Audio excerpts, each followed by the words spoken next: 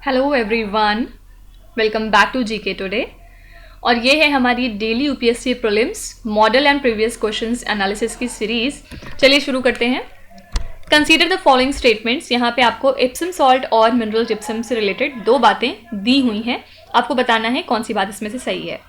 Epsom salt is use to correct magnesium deficiency in soil. क्या Epsom salt को use किया जाता है ताकि सॉइल में मौजूद जो मैग्नीशियम की डेफिशिएंसी है उसको पूरा किया जा सके। सेकेंड ऑप्शन दिया है mineral gypsum is used both as a sulphur nutrient and to correct the sodic soil. देखिए, एप्सम सॉल्ट जो है ये बिल्कुल सही बात है कि मैग्नीशियम डेफिशिएंसी को सॉइल में करेक्ट करने के लिए यूज किया जाता है। और एप्सम सॉल्ट का कॉमन नेम क्या होता है? Magnesium sulphate. मतलब मैग्नीशियम सल्फेट का कॉमन नेम है एप्सम सॉल्ट, ठीक है। और जब मैग्नीशियम कम होता है सॉइल में तो एप्सम सॉल्ट को आप ऐड करके क्विक और इफेक्टिव तरीके से मैग्नीशियम की कमी को पूरा कर सकते हैं, जो कि प्लांट्स को जरूरी होता है, ठीक है, प्लांट्स को चाहिए होता है। तो यहाँ पे फर्स्ट ऑप्शन बिल्कुल ठीक है। Mineral gypsum is used both as a sulphur nutrient and to correct the sodic soil. तो मिनरल जिप्सम दोनों ही तरीके से यूज होता है, बिल्कुल ठीक बात है। जिप्सम जो है वो क्या होता है? कैल्शियम सल्फेट डाइहाइड्रेट, ठीक है। इसको यूज किया जाता है सॉइल में ताकि आप सल्फर की कमी को पूरा कर सकें, क्योंकि सल्फर बहुत इंपॉर्टेंट होता है प्लांट के ग्रोथ के लिए। और इसके अलावा ये सोडिक साइल की प्रॉब्लम को भी करेक्ट करता है। और सोडिक साइल के फीचर्स क्या होते हैं? High levels of sodium and poor soil structure, ठीक है। तो जिप्सम को आप जब ऐड करते हैं तो उससे सॉइल स्ट्रक्चर आपका इंप्रूव होता है और सोडियम जो है वो डिस्प्लेस होता है। इसी के साथ जो हार्मफुल इफेक्ट्स हो रहे थे प्लांट्स को वो रिड्यूस होते हैं और वाटर इन्फिल्ट्रेशन की प्रॉब्लम भी नहीं होती, ठीक है। तो समराइज तरीके से अगर हम बात करें तो एप्सम सॉल्ट बिल्कुल यूज होता है मैग्नीशियम डेफिशिएंसी को पूरा करने के लिए सॉइल में। और मिनरल जिप्सम का आप यूज कर सकते हैं both as a sulphur nutrient and to correct sodic soil. यहाँ पे आंसर हो जाएगा option number C, that is both 1 and 2। दोनों बातें बिल्कुल ठीक है। With respect to lightning which of the following is are correct observations. Lighting से रिलेटेड दो बातें यहाँ पे लिखी हुई हैं, आपको बताना है कौन सा सही है। फर्स्ट है one should always use an umbrella while crossing an open field in a thunder storm. ये बात सही नहीं है। इंसान को अम्ब्रेला यूज नहीं करना चाहिए while crossing an open field in a thunder storm. क्यों? क्योंकि जब चार्ज क्लाउड पास होते हैं अम्ब्रेला के ऊपर से तो वो चार्ज को इंड्यूस कर लेता है अपने अंदर, और यहाँ पे एक इलेक्ट्रिकल डिस्चार्ज होता है between an umbrella and the cloud, ठीक है। तो ये बहुत ज़्यादा डेंजरस साबित हो सकता है, इसलिए कभी भी अम्ब्रेला यूज नहीं करना चाहिए। Lightning primarily occurs when warm air is mixed with colder air masses. देखिए, लाइटनिंग जो है वो अकर होती है जब गर्म हवा मिक्स होती है कोल्डर एयर मासेस के साथ। ये बात बिल्कुल सही है। 70% ऑफ लाइटनिंग इसी वजह से होती है ट्रॉपिक्स में हमारे, जहाँ पे एटमॉस्फेरिक कन्वेक्शन सबसे ज़्यादा होता है। और ये होता है जब वार्मर और कोल्डर एयर मासेस एक दूसरे में मिक्स होती हैं। साथ ही अगर डिफरेंस होता है मॉइस्चर के कंसंट्रेशन में तब ये होता है, और जनरली ये दोनों की बाउंड्रीज पे देखा जाता है, ठीक है। तो जब दो क्लाउड्स अपोजिट चार्जेस लिए हुए अप्रोच करते हैं एक दूसरे को तो चार्ज डेफिनेटली फ्लो होगा from one two the other air की हेल्प से। और ये जो इलेक्ट्रिकल डिस्चार्ज है ये हमें दिखता है as a dazzling flash of light, जिसको हम लाइटनिंग का नाम देते हैं। और जब लाइटनिंग होती है तो जो हवा है वो बहुत ज़्यादा गर्म हो जाती है और एक्सपैंड होने लगती है, और फिर बाद में तुरंत कूल होकर कॉन्ट्रैक्ट होने लगती है, ठीक है। तो ये जो sudden and ट्रेमेंडस expansion and contraction of air है उसी वजह से एक एक्सप्लोजन होता है लाउड साउंड का, जिसको हम थंडर कहते हैं, ठीक है।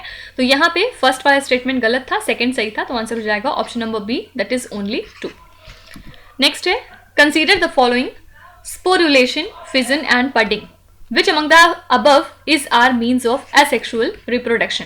तो यहाँ पे तीनों ही जो मेथड्स दिए हुए हैं ये मीन्स हैं एसेक्सुअल रिप्रोडक्शन के।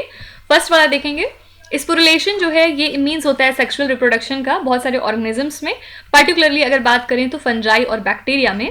इसमें जो स्पोर्स होते हैं वो रिलीज और फॉर्म होते हैं और बाद में वो डेवलप होते हैं into new individuals without the need for fertilisation और द इन्वॉल्वमेंट ऑफ गैमेट्स, ठीक है।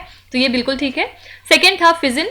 फिजन भी एक मीन्स है या वे है एसेक्सुअल रिप्रोडक्शन का, जहाँ पे जो ऑर्गेनिज्म है वो स्प्लिट होता है इनटू 2 और मोर डॉटर इंडिविजुअल्स, और कॉमनली इसको हम ऑब्जर्व करते हैं सिंगल सेल्ड ऑर्गेनिजम्स में, जैसे कि बैक्टीरिया और कुछ प्रोटोजोअन्स में, ठीक है।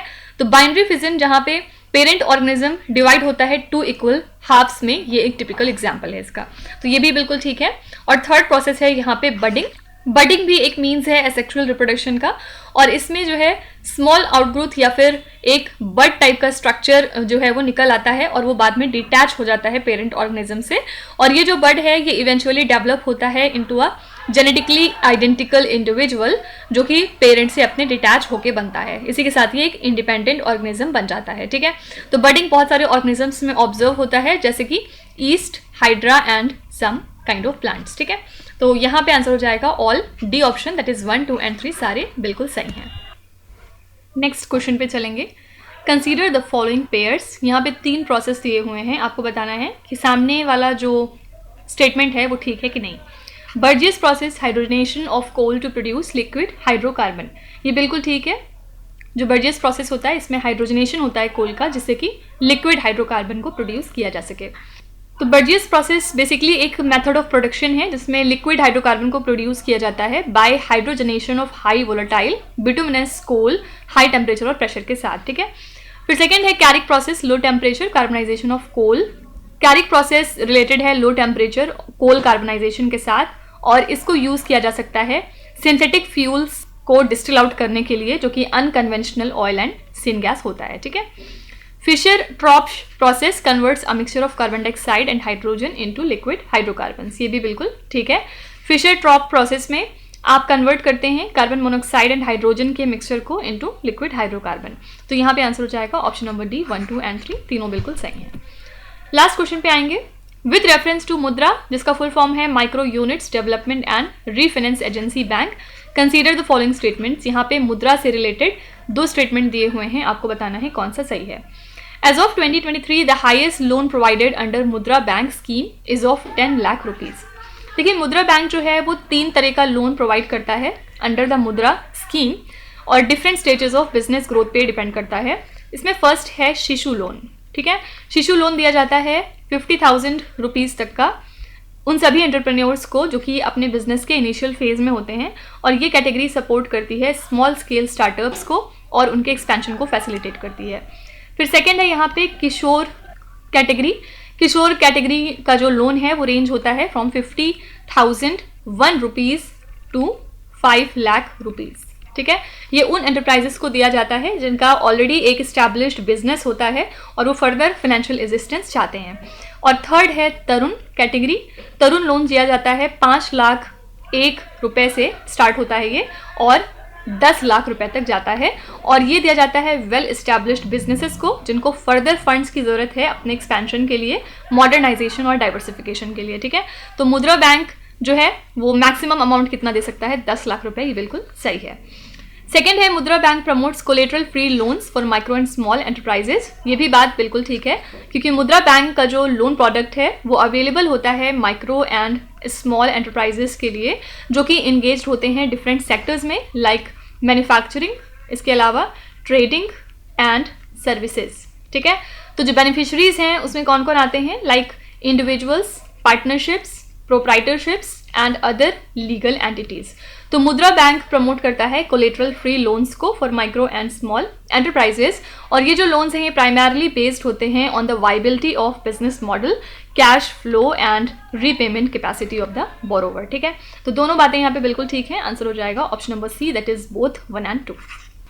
तो इसी के साथ हमने आज का सेशन यहाँ पे कंप्लीट कर लिया है। कल हम फिर मिलेंगे नेक्स्ट 5 क्वेश्चन के साथ। Till then stay tuned. Thank you so much for watching and please do not forget to subscribe to GK Today. With this, Vinuzad Sana signing off.